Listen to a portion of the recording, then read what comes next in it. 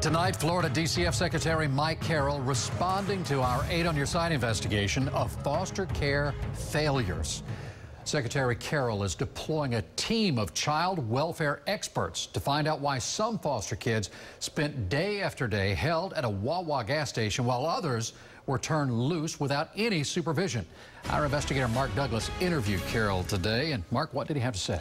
Secretary Carroll tells me he is dead serious about solving the problems we first exposed last week in our investigation. Now, Carroll says his panel of 9 experts, including CEOs, a retired judge, and a statewide guardian ad litem, starts work this week. He also revealed for the first time there is an inspector general investigation underway.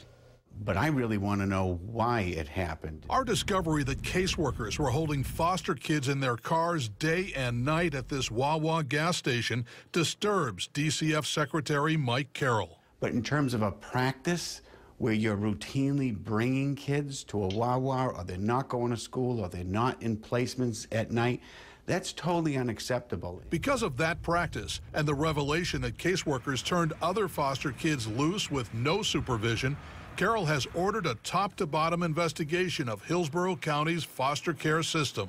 I really need to put folks on the ground there and to do a much bigger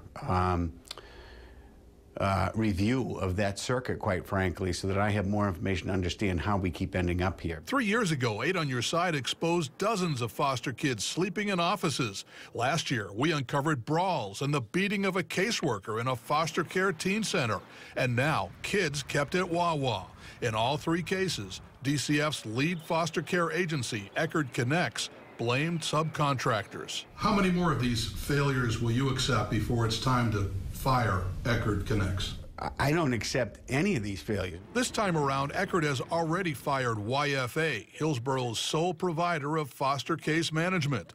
Now a blue ribbon panel will start digging in to find out why some foster teens, like the girl we profiled, sleep in a different bed every night on Eckerd's watch. You referenced some of it on your story about how they have different placements from night to night. That's not a good practice either, and that's something that we knew about. Eckerd knew about it. The folks on the ground knew about it, and that's something I expect one of those systems issues that we work through. Secretary Carroll tells me regardless of what turns out to be the root of this problem, he is the one ultimately responsible for making sure these failures don't happen. His blue ribbon panel starts work this week and will have at least 2 public meetings once they hit the ground in Tampa later this month, maybe the beginning of March. We'll see what comes out of this. He seems pretty agitated by all this. Up. And what about the girl we kept seeing at the gas station? What was her fate? Well, the local guardian ad litem assured me that she is going to start representing that child. And on a statewide level, Carroll says that he is making sure that he gets to see every case involving every kid at that Wawa, especially her. But as far as her particular fate, he can't tell us because it's confidential. Confidential, Mark. Thank you, Mark.